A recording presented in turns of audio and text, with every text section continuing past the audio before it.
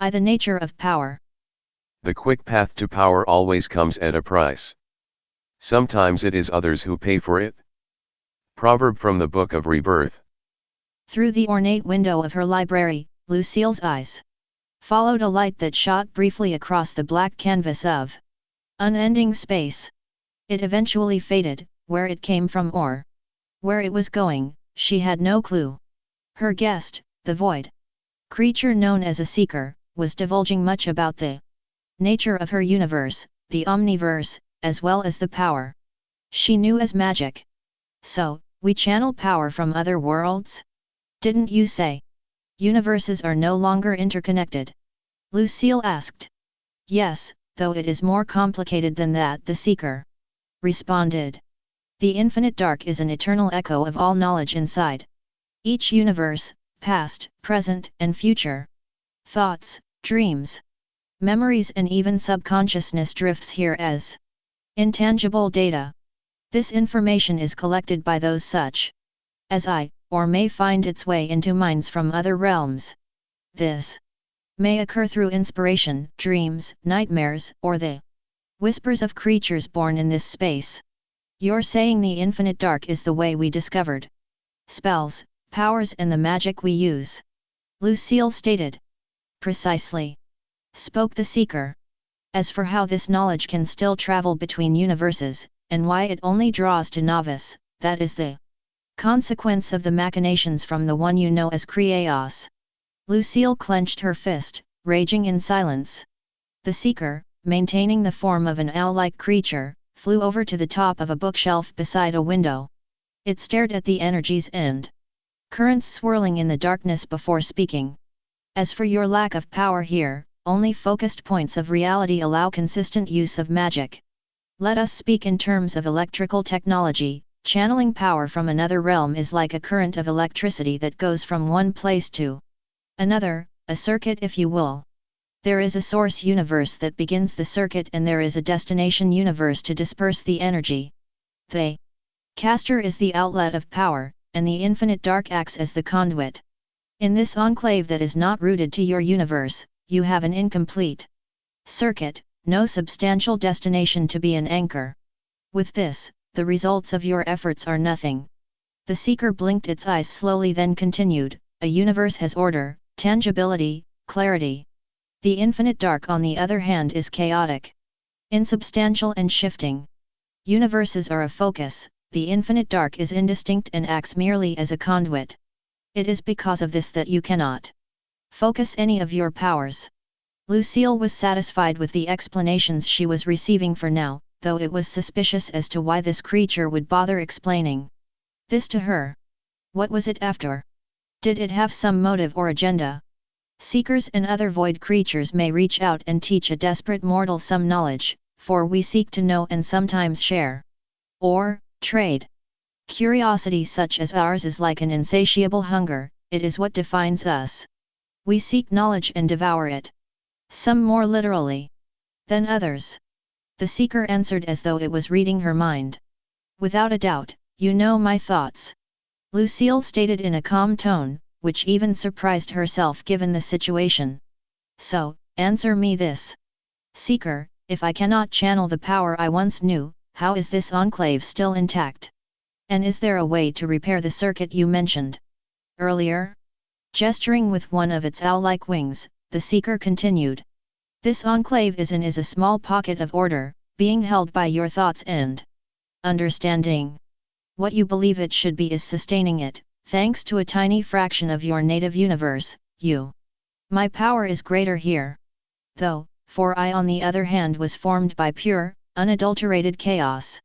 I was birthed by the nightmare of a mortal from long ago. You seem orderly to me, mostly. Lucille said with an insecure smile. She then continued, actually, speaking of long ago, I've lost track of time. How long have I been here? It feels like weeks have passed. A decade has passed in your native universe since you arrived. Your gate was also your anchor for the passage of time, the seeker replied, eagerly awaiting the reaction of Lucille. Lucille muttered something inaudible to herself, her eyes widened with disbelief.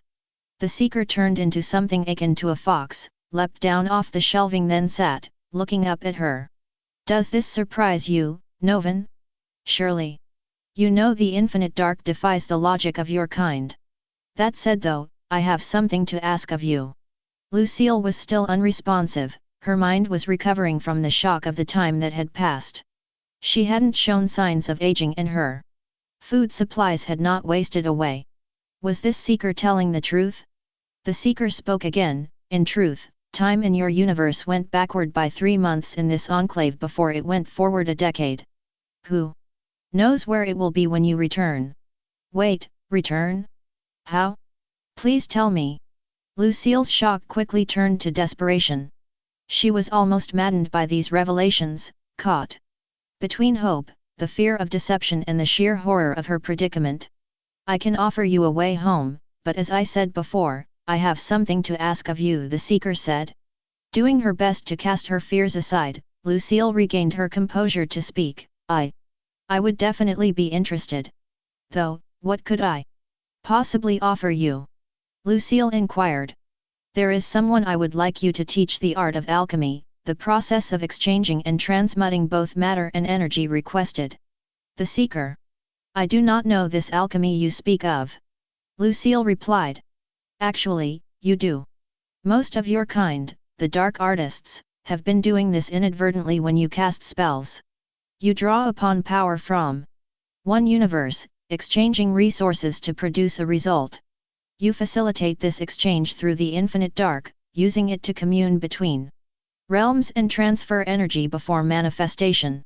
In full, it is omniversal alchemy and the price of the exchange can be taken from a number of sources, but I'll educate you more about that later." "But that would mean," Lucille was lost in her thoughts, not completing the sentence. The seeker explained it once more, though with a different angle. "You can wield the power to alter and transmute materials, conjure physical objects and energy, manipulate and convert native elements of a universe. Some universes equate it to sorcery or science, in truth it is both. But on a much deeper level," said the seeker. "With it, reality and time itself can be subjugated, even creating new universes." Lucille's eyes widened. "Please, share this knowledge with me." "You also wish to go home, I presume?" questioned the seeker. "Yes. I want to go home." Lucille didn't wish to convey that she felt conflicted, though the creature could sense it. She greatly wished to return home, but knew the importance of learning omniversal alchemy and the powers that lay beyond.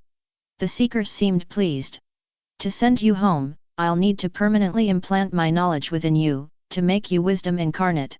You will never be the same, will you agree to this?" Lucille thought for a moment.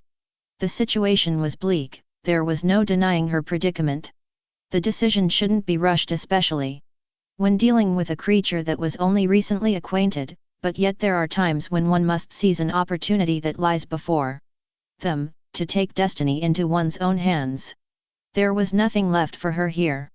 With limited food and supplies, with no connection to her native universe, the odds were bleak at best. It was only a matter of time before she faced death. "Decide soon, Lucille. There are others like you trapped this way. I can ask another artist who is equally as learned as you." The seeker for the first time showed signs of irritation. Lucille hesitated, then after a moment of contemplation answered. "Yes, do whatever you need to do." Recognizing the creature's tone and concluding that her situation was hopeless, Lucille was in agreement. With only little time for thought, she took the seeker at its word. The bargain was made. "Excellent." The seeker formed a mouth containing dozens of needle-like teeth, irregularly sized and nightmarish. Even more disturbing was the smile upon its face. At first, Lucille felt a sharp pain in her chest as she began to change. It was the sensation of her ribs breaking, reforming, and the shifting of organs in her body being drawn inwards. Her frame was being crushed and changed at the same time. In agony she screamed as her mind and body was being shaped into a tome. As the transformation was nearing its completion and her face was reforming over her new body, she desperately tried to speak. With her last coherent words, Lucille asked, "Why The seeker's mouth disappeared and then it shrugged, saying, "No reason in particular. I just want to be entertained." Turning into its original octopus-like form, the seeker collected the book of warm flesh, then vanished in a violet cloud, reappearing outside the enclave with the tome held tight in a shadowy tendril. The void creature opened the book, Lucille's formidable knowledge already taking form as a chapter within its pages. The seeker ripped out a few pages that were inaccurate, causing the tome to howl, then began scratching words into blank pages of dried, leathery flesh. The book moaned and sighed with the mixture of pain and pleasure that the inscribing of knowledge brought upon it. The seeker could sense the anticipation of the living book, the desire to gain knowledge. Gazing once more on Lucille's enclave, the seeker watched as it fell apart, the pieces and debris floating into space without a focused mind willing to maintain it. With its anchor to novice cut off and no other corporeal being to sustain its existence, it was impossible for the enclave to remain coherently in the infinite dark. After making a strange sound like that of a chortle, the seeker then disappeared with the tome into the void beyond.